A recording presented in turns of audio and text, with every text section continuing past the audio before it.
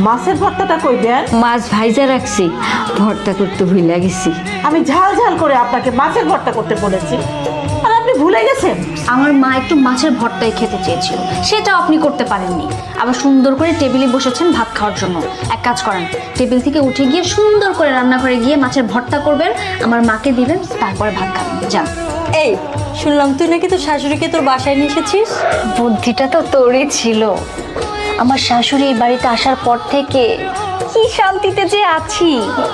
সমস্ত কাজ উনি করে, একদম সকাল থেকে শুরু করে রাতে গিয়ে শেষ হয়।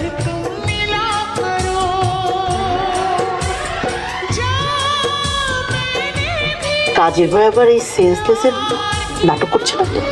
আমার তো মনে হয় সত্যি সত্যি অজ্ঞান হয়ে গেছে। তুই নাকে হাত দিয়ে দেখ তো নিঃশ্বাস নিচ্ছে নাকি। তাড়াতাড়ি নিঃশ্বাস তো